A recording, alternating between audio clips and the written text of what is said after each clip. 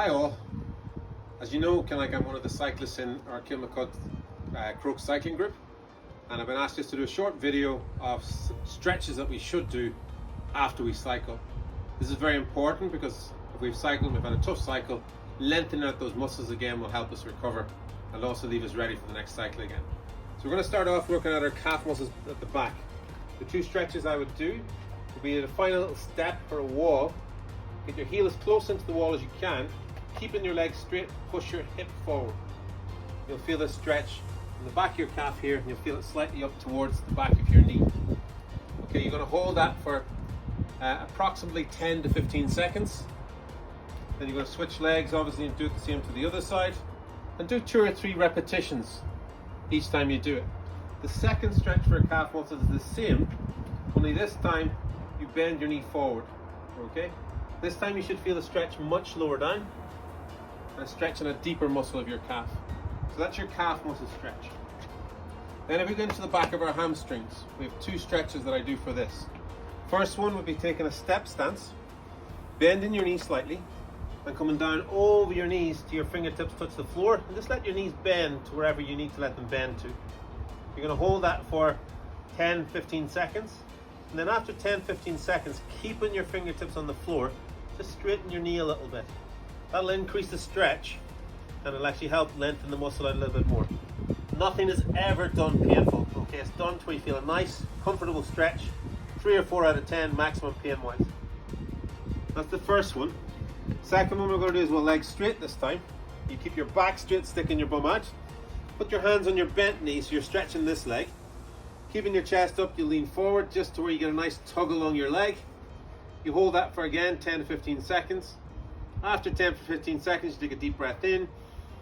And as you breathe out, tuck your chin into your chest and then curl down towards your knee. Again, no significant pain with this, just where you feel a nice, comfortable stretch. Okay, then we're going to move to our quad muscles, which are the muscles that are front. You may need to take something to keep your balance. Okay, so what you're going to do is you're going to grab on same foot, same ankle, get your knees together. You don't have to pull your knee all the way to your hip, but you do need to push your hips forward. That'll increase the stretch into your quad for you. Again, hold 10 to 15 seconds, again 3 to 5 repetitions. The second one you want to do is to the opposite side. Again, pull your foot across, get your knees together, again push your hips forward. That will stretch your quad muscles. Coming from that, then you need to stretch the muscles on the inside of your leg. There's 3 stretches for this. You're going to have your feet about twice the width of your shoulders. You're going to bend one knee slightly and you drop your other hip across. If you drop your other hip across, you should feel a stretch in the inside of your leg here. You hold that for, again, 10 to 15 seconds.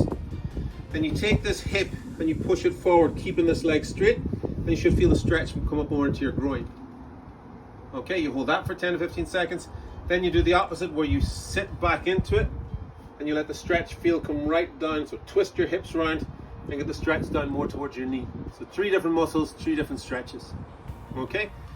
Finally, after that, then we want to stretch our hips out. So these are all lower leg stretches. You're going to take a chair or a table. You're going to sit. Okay, you're going to cross one leg over the other. You're going to put one hand at your foot, one hand at your knee. Keeping your chest up, just lean forward till you feel a stretch into your buttock. After that, then, you hold for 10 to 15 seconds. Take a deep breath in. As you breathe out, tuck your chin into your chest, curl down towards your mid-shin. Again, 10 to 15 seconds.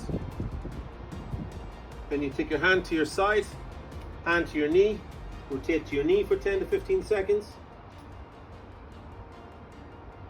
And then do the opposite, other hand to the side, other hand to your foot, and rotate down to your foot. Again, 10 to 15 seconds, 3 to 5 repetitions of each of those exercises.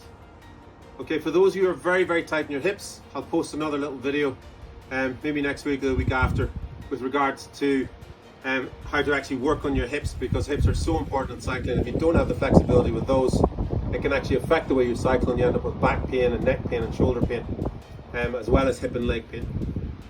Okay, for now, if we get working into those, we'll see where we go.